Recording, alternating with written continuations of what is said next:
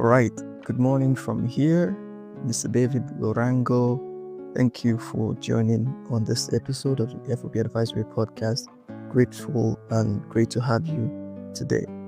Mr. David is the Chief Executive Officer of Startup Accelerators, also the founder, and he is an e-commerce expert. He has been in the e-commerce industry for a couple of years now, and he's here to tell us a little bit about business, about his experience, and explain to us and probably guide us also in guide young founders in making critical decisions in business.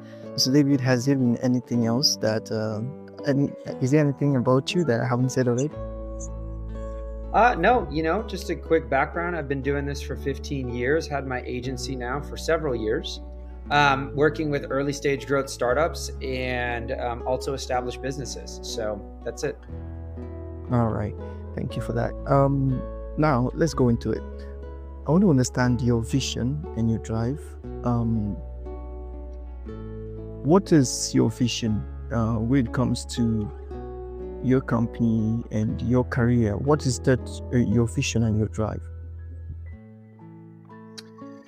The vision for the company is to help founders get out of their 9-to-5s, basically. Startups and the opportunity that e-commerce and DTC present to founders and anyone who's looking to kind of get out of their 9-to-5 is incredible. We really never had this opportunity. If you wanted to do this years ago, 10 years ago, 15 years ago, 20 years ago, you're kind of stuck. You needed institutional backing, institutional knowledge, and a really great idea. Now you need a good idea and really good marketing and an approach to business, and you can make 10, 20, 30, 40, 50, 100, 100,000, 200,000 incremental a month. That's the vision. The drive for it is to be able to, again, help others with their vision, right? With their drive, with their dream. So getting them out of where they are and growing their business is something we're really excited about doing, something we've been doing. And that's, I'd say, one of the big purposes of the company. The other vision is to help startups scale from $1 million to 30 million a month, right? Something like that, or 10 million a month or 20 million, what have you. But to take them from where they are and to scale them rapidly, that's what we do. All right. Thank you for that. What inspired you to start the company in the first place? And what you have already talked about the problem that you were solving. So what inspired you to start that? Was there a specific problem that you saw that you were very passionate about solving? Yeah, I think what made me start this business is I was kind of a 9-to-5 guy at the point where 9-to-5 wasn't really fulfilling me, but also probably like other owner founders, 9-to-5 weren't fulfilling them. What led me to be able to do this, and I would say what led to the formation and specific problem we're trying to solve, is there are a lot of agencies that exist out there, but they're service model. We're a full 360. We partner with you. We're not a service provider in that way. What I saw was service providers tended to take the dollars and then run if and when the business didn't work out for them. Agencies take your dollars and then maybe give you results. What we do is we partner with you. That's a specific problem that I saw again and again and again. What would happen is I would come on board and then try to fulfill what an agency was or wasn't doing. And I said, well, have you looked at your entire funnel? Have you looked at CRM? Have you looked at CRO? Have you looked at SEO? Have you looked at product market fit? Have you looked at your margins? Usually the answer is somewhat maybe yes or no on a lot of those questions. We're solving the problem that founders and owners are having, that they aren't able to find partners that can help them scale their business. Maybe they can help them scale their ads, but not their business. So we're helping DTC owner founders scale their business as a partner. All right. And when did you decide that it was the exact time to start this business? Personally, for me, I have 3 stages that I think every business should go, which is the stage of identifying the problem. Number 2, then identifying the solution, and then turning that into a business. So how did you decide on the timing to launch this business? For example, when did you feel like this idea was now ready to become a business for you? And what factors made you confident enough to take that step? Good question. In a way, there's 2 kind of ways that I think I break this up. As somebody who's a product person, you have to figure that out, where the problem, solution, and is there a business here? In my line of work, it's not quite that way. And I do recommend that to everyone that we consult for. right? Is there a product market fit? In my case, the problem solution was there, right? You need to bring your product to market. Their agencies is as old as there probably is at marketing in the modern era, right? Or advertising. When I found this was a business, as mentioned, that they're coming to me with problems. My agency isn't scaling my business. I'm like, well, your ads look fine. What's really going on? I don't know. Where I figured out that we could be partner and where there was real value here is there was a problem that a business would come to me with, and they didn't really they weren't able to find the solution in the way that they thought they could, right? Whether it's an ad agency, whether it's a creative agency, right? There's individual pieces of this. So did I find going out to market that was missing? Absolutely. It was pretty readily apparent to me that strategists in that way are not as common as there are media and service providers. So I don't know that I had an issue with, can we provide value? Is there a way for us to kind of fit into this market? I think that was there. It was more, can we do it, right? I think the next question was, are we good at this? So that then becomes not, is there a market? Can I make the business? The answer is yes, but can you make it a business and be successful at it? That's a question that owner founders don't ask themselves enough, right? Can I actually do this thing? That is crucial. So then we had to answer as an agency, can we scale a business from 0 to 30,000 a month, 30 or 50,000 with not a lot of capital and not a lot of resources? That is incredibly difficult. And you will find that, and that's what owner founders are trying to find, that holy grail. When we found a system that we have that we can plug in, we know how to do this, and not just once or twice. Did this very recently with one client, clothing brand. Did it another with a vitamin supplement brand. We have a formula that absolutely works. That was the challenge. And that took a little bit of time, right? It wasn't like we just knew. We had to stumble into it on our own. That crucial piece is when we found that we were able to make it a business, because then we saw results. And it's like, oh, wow, this is actually working. Now we're able to take on many, many, many more clients, right? So to answer your question, and I think about it in the way that you do in a way. But the challenge in that way is, we know that there is a business here, but can we service and can we do it, right? That is the challenge. So we knew that. Now that we know it, we're doing it. Great. In that aspect, based on what you talked about now, what personal qualities now do you think are most important for a founder to have, or in your own description, owner founder? So what personal qualities do you think that are most important for that founder to have? Every founder, I would say. Every founder, I think a couple things: determination and grit, and the ability to learn and fail when you're wrong and know what it looks like to be right. You can't be somebody that's worried also about failure. If you do, you're an employee. You have an employee mindset, and there's nothing wrong with being an employee by any stretch of the imagination. But it is different than being a founder. An employee is working on the behalf of others to help grow a business. They're part of an ecosystem. A founder realizes that it's on them, that they are the ones paying the checks, cutting the checks. The owner-founder mindset is critical. You are determined. You are a go-getter. You're a hustler. You make your business work. You find the capital if you are raising, right? You're a CEO or a founder. You're the one doing these things. So grit, determination, hustle, all these things that are talked about often. I would give one, I'm trying to give a unique one, but I'm going to give kind of a unique one. There are a lot of people that start one type of business and then think they can succeed in another vertical. Oftentimes, those are the ones that fail. They have a lot of money and they fail because their ego gets in the way. So one of the biggest parts that I see is kill the ego, get rid of the ego, listen to the people that you're hiring. I have one I think that recently worked with that decided to go their own way, and they're already failing pretty miserably in what they're doing. It's a fashion apparel brand, specifically. They're not doing it in a way because they modeled it off of something that they knew before. So what do I think? I think humility and being able to understand that you still have, if you're an owner founder, you're successful, right? That's no knock on those that fail even. But what gets in their way is, because I succeeded here, I can succeed over there. I saw this again with someone else who was an owner founder of a very, very large .com, and then just tried to do something in funding with startups. The difficulty there too is that the model that he had for the one isn't the model that you have here. So what's crucial now is don't be dumb. be smart, and then be able to be humble, because someone else is going to come in that doesn't know anything is going to win because they test and learn and test and learn.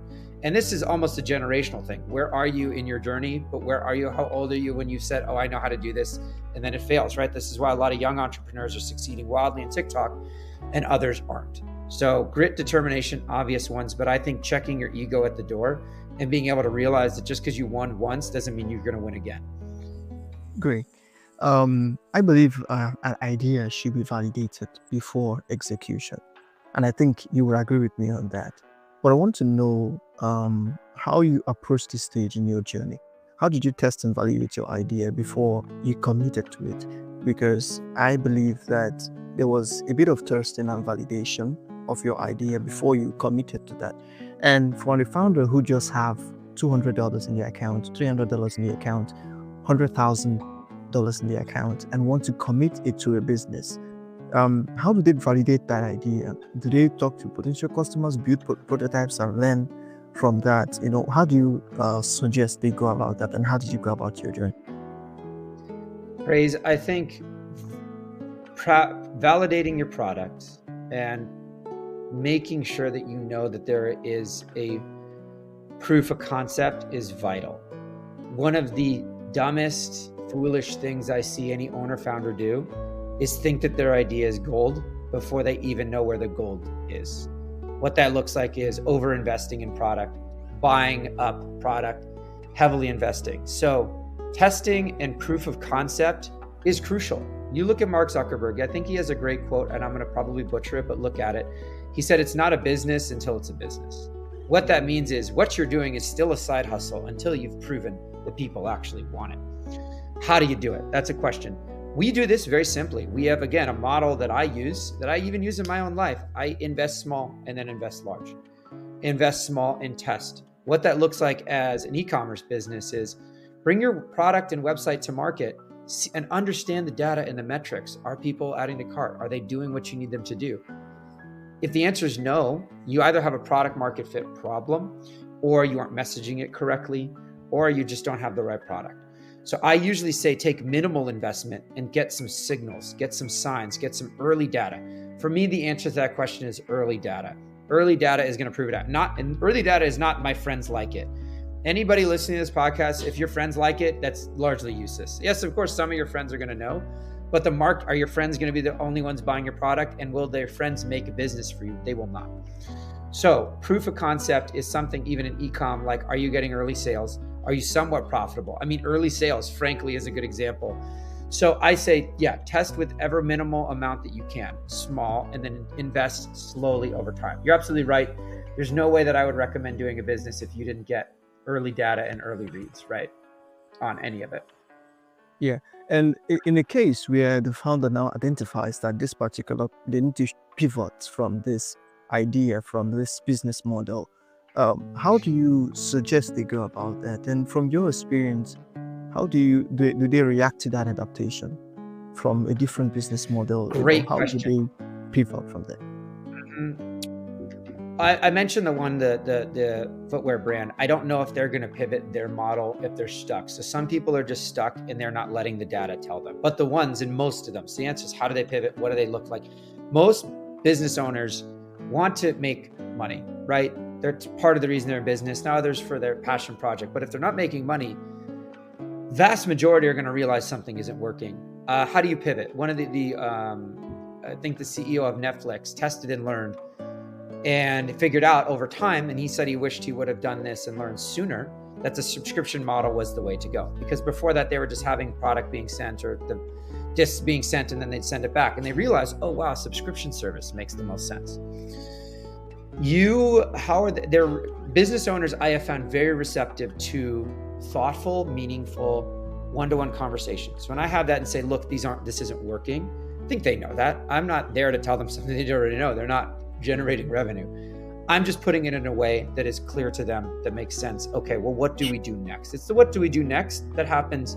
And again, if they're passionate about the idea, let's say they had a subscription business for product and that's not working, and I say it's not working for X, Y, and Z reasons, they're very open to it. How do they pivot? It really is, again, the same model. What are the unit economics in my business? Cost of goods.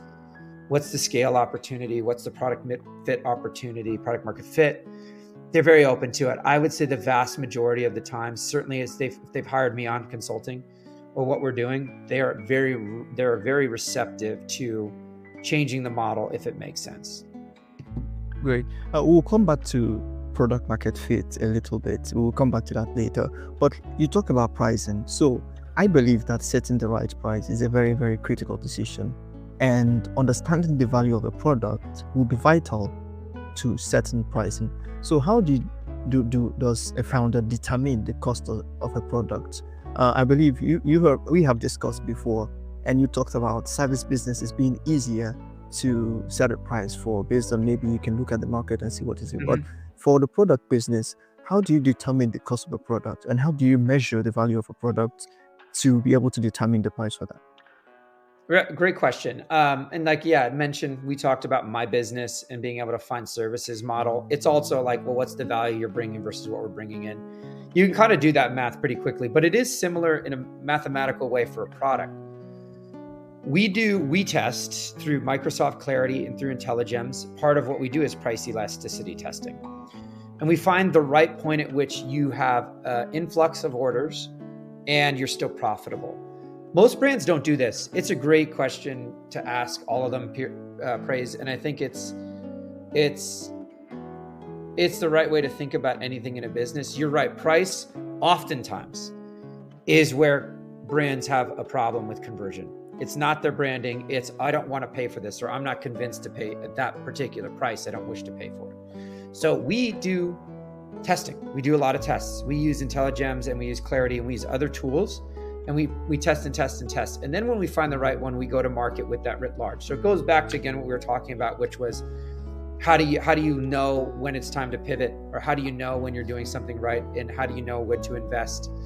It's the same kind of principle here, is invest small, test and learn.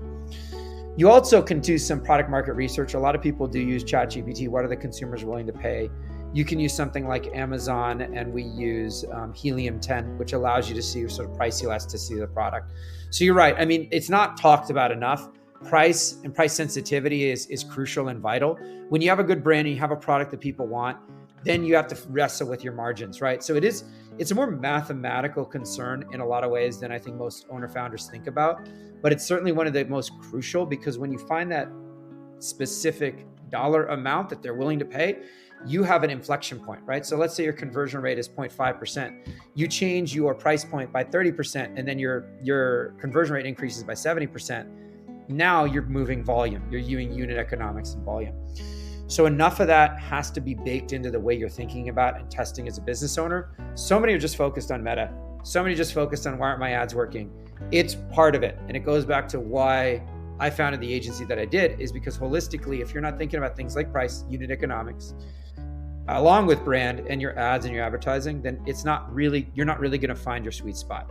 And guess what? I mean, ahead of that, you also do need to test into it over time as well. You need to test where your audience is. A lot of brands have actually increased their prices over time and haven't seen a major dip. Some of that has to do with the tariffs. Others have to do with just cost of goods going up. The vast majority have had to do with cost of goods just rising and increasing, right? So price testing and sensitivity is going to happen as always a part of your business. You will be raising them no matter what. At some point in your business life cycle, you'll be raising them, but you have to understand where your audience breaks and then where they don't. Yeah, let me squeeze this in a little bit, because I've talked to a lot of founders, especially from here in Africa and also in the Middle East, where the most question that is often brought up is the balancing affordability for customers and also keeping the business profitable. So in a case where the price is directly the value of that product, and also the cost of production for that particular product now makes it harder to, balance that and get a profit out of it. Do you go about it with volume, or do you think maybe there's another way? Is there another way that you would suggest that? Volume, actually, I guess there's a couple things. Certainly volume is a big one, but also maybe product diversification, category expansion. If you're a fashion apparel brand, you kind of have to start thinking about that to some degree, right? There are very few businesses that get away with just having one product and live to tell the tale. Product diversification is probably a part of it, or add-ons, right? So let's say you're squeezed a little. Let's take you're selling a water cooler, right? You sell a water cooler or something like that. Okay, well, what Yeah. else can we sell with water coolers? Maybe we can sell a bottle. Maybe we can sell the filters as well. You want to be able to find other things that are ancillary to raise your average order value. So as your margins are squeezed, if your AOV is risen, that is a good way to get additional incremental revenue out of the purchaser that's already there. So I think certainly volume, but I think the other one is product and category expansion. And not just that, you also grow your business too, right? And so that's what I think. You always think as an entrepreneur, you have the one thing, what else can we do in scale? Oftentimes you see where a lot of owners, for example, somebody that were making masks during peak lockdown. Well, you can't just make masks forever, but what do you parlay that into if somebody likes your brand, right? So you think of something like that and it's anything you do as a business. Maybe your services start to diminish because things have changed. I think it's smart to always think about what else more can we do next if this core piece is not our core piece anymore, right? Well, how else do we expand? How else do we modify? Yeah, so let's go back to product market fit for a second. So finding the right product market fit is, I believe, it's very, very critical for scaling beyond the initial traction. So we throw that word around a lot. What does it actually mean? What does product market fit mean? Product market fit means your demographic wants to buy it. You service a need, the need exists, and there's a demand for it, and you supply it. Deeper than that, product market fit is servicing the right need at the right moment. I think that is important to always think about. Is there a need for my product? What is the need? How am I servicing that need? Does my market want it? Usually, like let's say something like skincare, right? Or hair loss treatment, right? There's certainly a need for that because people will always want like better looking skin, healthier skin. They don't want to lose their hair. The right product would then service and help you keep your hair, right? Or the right beauty regimen would be specific for someone who has maybe sensitive skin. So you have to understand what is the need your consumer has. Am I fulfilling that need? Am I fulfilling it at the right price?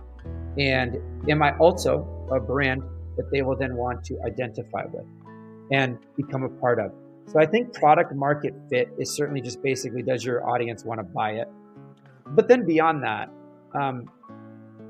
product market affinity too is something that you have to build into that. So yes, because you can be a product driven brand, and a lot of, I would say, things like, let's say you have motor oil, you have things for classic car parts.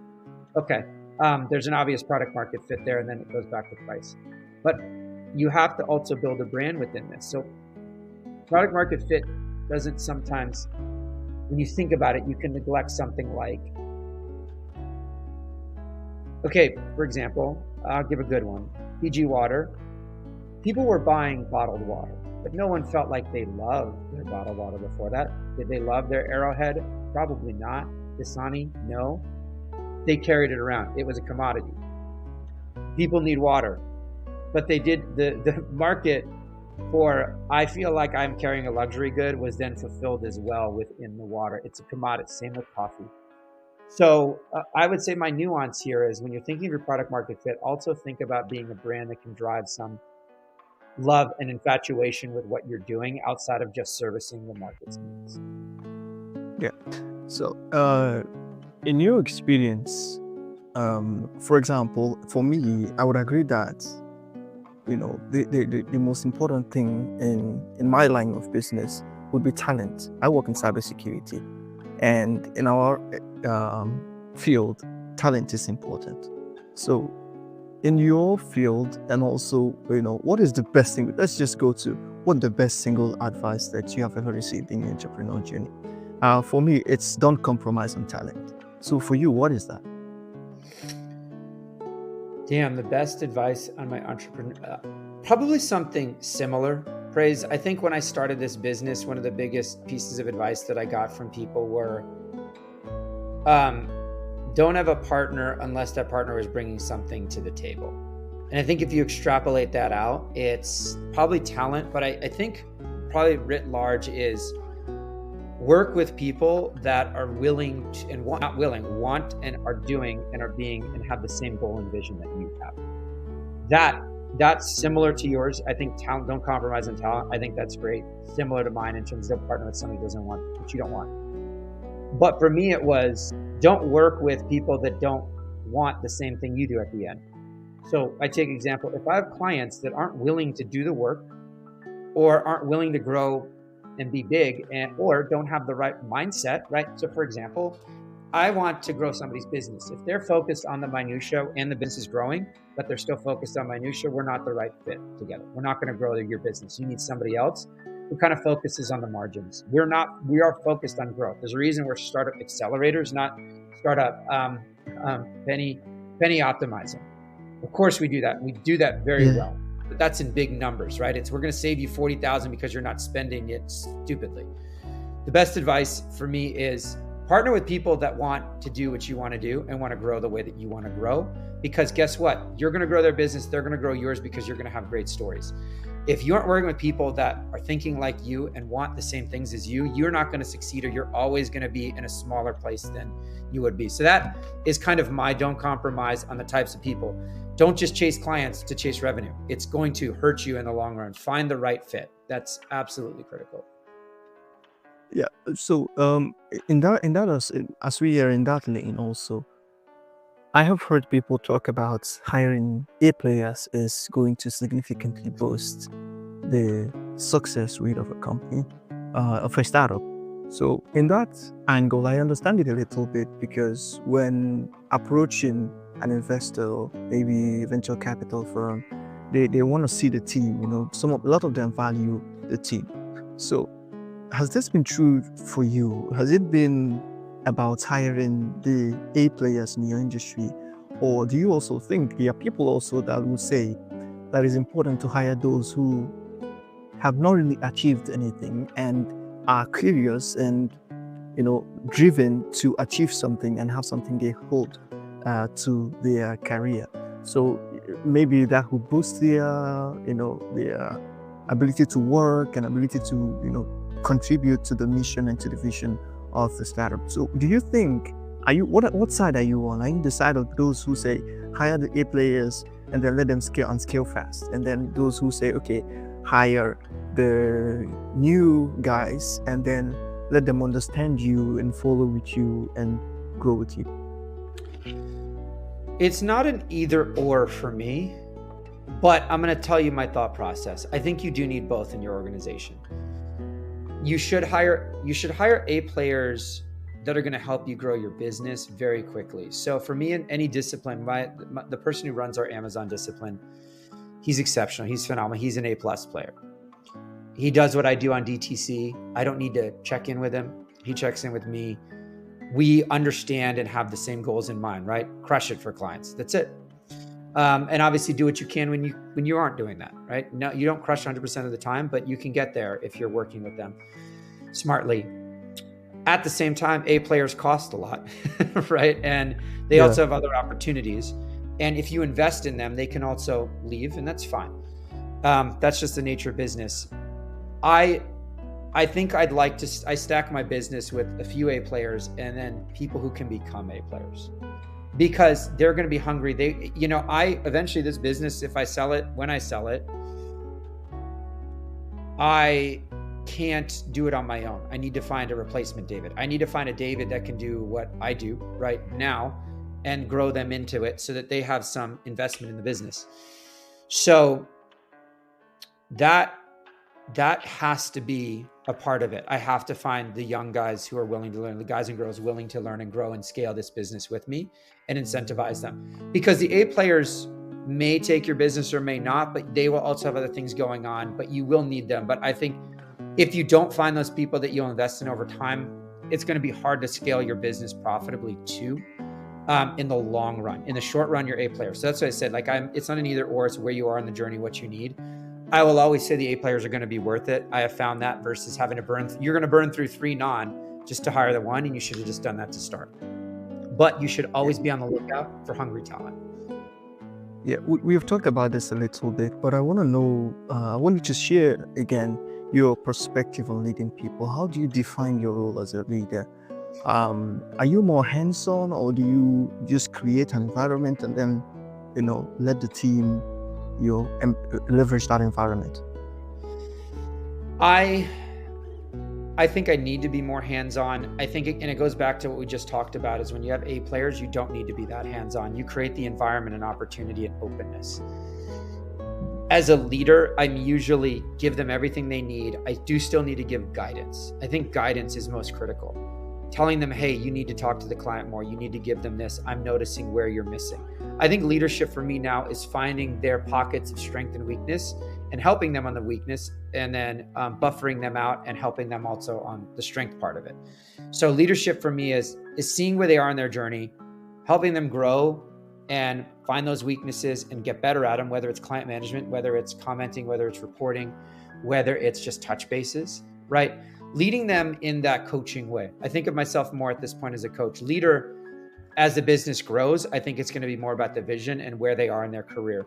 So I would say in terms of actual leadership at this point in the business, it's probably more of the setting up the environment right now to allow them to grow and scale, and then giving coaching and opportunities. I think the next stage of my career is going to be creating a new opportunity where they can really grow and prosper outside of me. And then I can also give them that vision. I think leaders should have vision. I think teachers teach, and I think leaders lead through vision. And I think that is where we're going. And that's probably where Startup Accelerators will be in the next 5 years. Personally, for me, I had a problem. I had an issue with delegating duties at the early stages of my entrepreneur journey. I had the problem for a while, letting go of some day-to-day details, delegating some of the tasks to some of our employees. What part of your early approach did you outgrow, and what principles have you kept since your early stage in business when it comes to leadership? Yeah, I think it's an interesting one. So delegation, I'm totally okay with offboarding. It's the delegation. The things that I've been able to do is say, hey, take this Facebook account, take this Google Ads, run with it. Let me know how it's going. Now I still have to kind of pop in there. I think the thing that I haven't yet fully been able to delegate that's been very difficult is client relationship and management, because that is a hard one. And if people develop the relationship with me, they want to retain that relationship. So how do I offboard and train? It goes back to like hiring A players or those that are learning. How do I get them to the point where they can do and think the way I do? So the client relationship, I have not been able to take away. And that's something that you're going to need to do as an owner founder. You have to relinquish some of those relationships to be able to grow and scale other ones. You should still have them, right? You're still always around. I'm still a part of those relationships that I have, but I can't be the be all end all, because then they're going to be bugging me and I shouldn't be.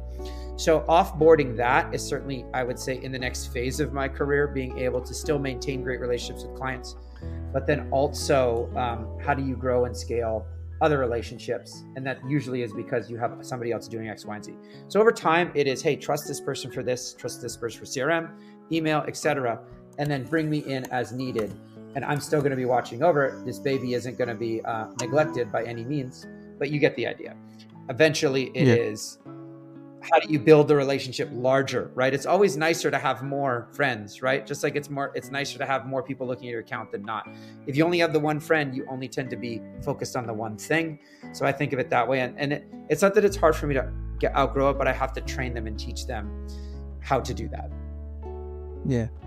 I've mentored a few founders, and I think that this generation of founders, and I will not say this generation of founders because I'm somehow part of them, but a lot of founders now seem to skip fundamental steps of growing a business. Like you would see people who have not talked to any customers, and then they are getting a firm, paying a firm to draft a pitch deck or anything like that.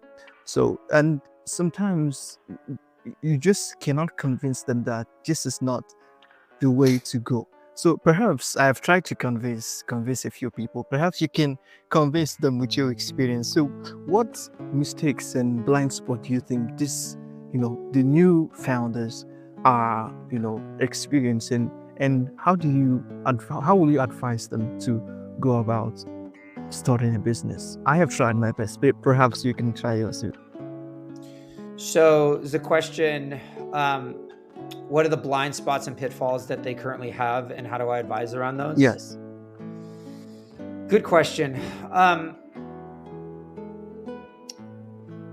I would say probably for the new founders, don't expect sales immediately. And I don't think that that's new per se, but I think they see a lot of these gurus that say you can scale to 10 million a month or $1 million a month.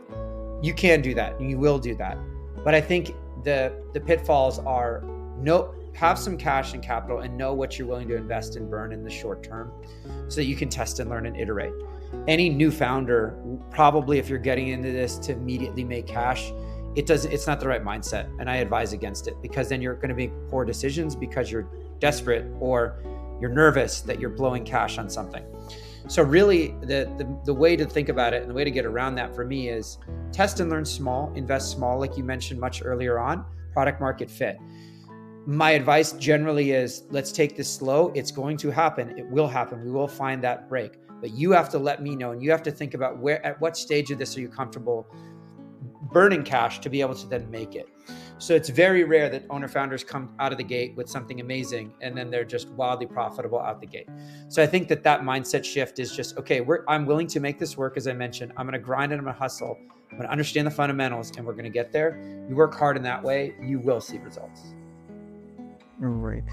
So at what stage, from that point also, at what stage is a startup ready to be funded? When is a startup funding ready? At what point? It's a great question. I think it's less about when the startup is ready and more about when the founder is ready. So I have a client that we're working with. It's a beauty brand. They have 20 million in capital and not really a lot in sales yet. They have a great idea. The owner founder has had success elsewhere. People are investing in that founder, right? They know that founder knows what they're doing. They've brought together the right people. That's ground zero, right? Even almost at negative. Others have a business that's doing 50, 60, 70,000 a month, 100. They actually may not be ready yet. Not because they don't have a business, but because they don't actually fully know what funding can and should do for them. So it's less about when a startup is ready, more about when the founder is ready and understanding how to utilize that capital. That's the fundamental piece of this that I think can be missed, is dollars are only as useful as you know what to do with them. And this is why anybody in tech who has been successful in tech all of a sudden gets $20 million checks, because they know what they're doing. So you have to know what you're going to do with your capital. A startup can and should be funded in such a way that the business can utilize the funds. So it's less about when is the startup ready and it's more about when is the founder ready. Yeah. And I believe this is different for a lot of industries, but for the e-commerce industry, and also maybe let's just focus on the e-commerce industry where you have an extensive experience on. But what key metrics should a founder focus on to scale the business in the e-commerce industry? Yes, sorry, just one quick second. I have my camera. All right. And then I'll put it back on, and then if you could re-ask it. Sorry. All right. So I said, you have an experience in the e-commerce industry, so perhaps we'll focus on that a little bit. What metrics should a founder focus on to scale the business? Great question. Margin, for sure. Understanding your margin. Metric is going to be margin when you're looking at your overall business. Overall, also, your total, how much you spent and how much you've made. You would be surprised, Praise. Everybody listening to this would be surprised. And I've dealt with hundreds and hundreds of owner founders. You'd be surprised how many could actually tell me how much they spent and how much they made in a month. Genuinely. I mean, I'm talking 10% maybe can answer that. That is your main metric. How much are you spending in your business overall? How much are you making? So many pitfalls of owner founders is they focus on minutia that doesn't necessarily matter for the business. Oh, today my ROAS was 0.5. How'd your business do? Because you're never going to be able to know how much your investment drove X, Y, and Z dollars. Now, of course, those metrics matter if they're up or down. But if you're spending the right amount and you're still profitable, spend more. understand where that is. It's a very simple metric, and I can't believe that I have to say this, but again, I'm saying it, and I bet next time you talk to, ask an owner founder, do you know how much you're actually spending on everything overall, how much you're making? What are your margin? What are your cost of goods? What's your profit margin? A lot of them don't know. It's as simple as that. If you have a good EBITDA, you hear a lot in finance, frankly, and EBITDA is something that a lot of investment firms are going to look at. If you know what that is, then you know when you can scale. Those are the main ones. Now, within everything that you're looking at, you're probably going to look at velocity of your product moved. If you have a lot of product, you're going to look at things like your return on ad spend, of course, and you're going to look at your metrics on site, which is conversion rate, add to cart, etc. All important, but the most important one is looking at is what am I spending and what am I making? Great. I read this report for the last time you spoke, and I want to read it again for the audience. And it's about the e-commerce industry, which I have here. The report says that the e-commerce industry is booming, projected from $4.1 trillion in sales in 2024 to $6.4 trillion by 2029. And it says technologies like AI, blockchain, AR/VR, voice commerce, and live stream shopping are reshaping retail. So my question to you will be, where do you see the e-commerce industry in the next 5 to 10 years? I see more third-party, I would say almost marketplaces taking over. As margins and shipping become a little more difficult, I think there's a lot of white space for someone to come in, like an Etsy, from an Amazon, and even from other places, possibly in China, right? You're going to probably have third-party type or marketplaces coming in. E-commerce isn't going to go away, but margins are going to get more difficult. So the white space exists to be able to take out Amazon to a degree, or find a way to, I would say, be a second seller, so to speak, of your brand. Someone comes in and starts to build marketplaces. I think that's where e-com is going to go. I think there's white space there. Great. And what trends do you think will have the biggest impact? I mentioned technologies like the AI, blockchain, AR, voice commerce, and live stream shopping.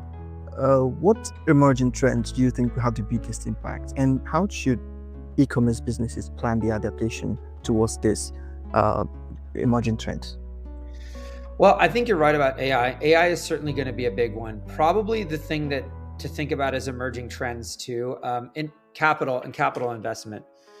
So the way that you find capital, it could change. And I think that's an emerging trend. There's a lot more opportunity to get capital in different ways than there were maybe 2 years ago even. So I see a lot of ways of getting capital uniquely, or funding it through credit, or getting business lines of credit, or raising debt, or doing equity raises.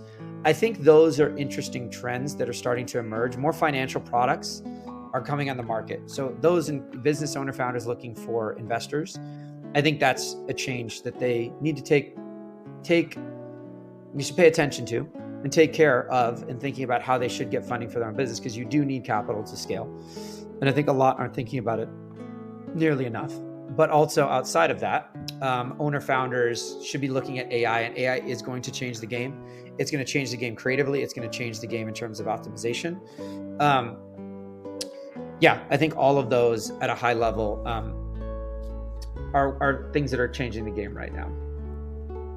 Yeah, and speaking about AI, before we bring this session to a close, let's talk about AI for a second. People talk about AI taking over jobs.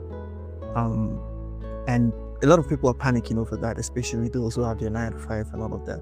So do you really think it's possible we have had a lot of people have the jobs taken over by AI, quite frankly, but do you think a larger percentage of people's job will be taken over by artificial intelligence?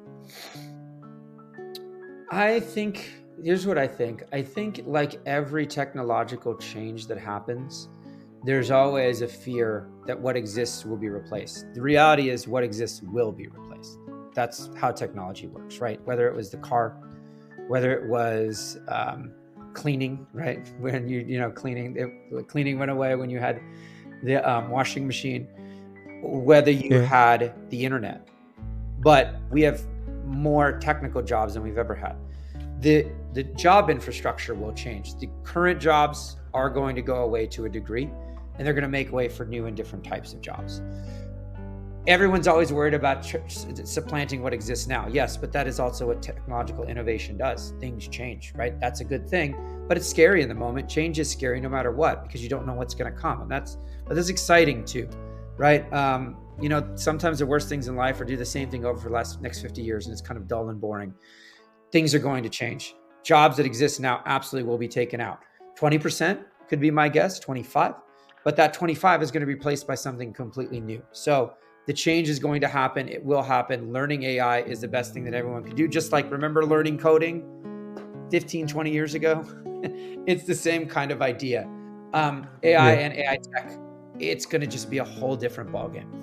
I think strategists and people that are like higher level order thinkers, it's going to be interesting, but then you may have to just have more skill sets, right? Before it could be great example, used to say, how many words a minute do you type? Well, no one cares about that anymore.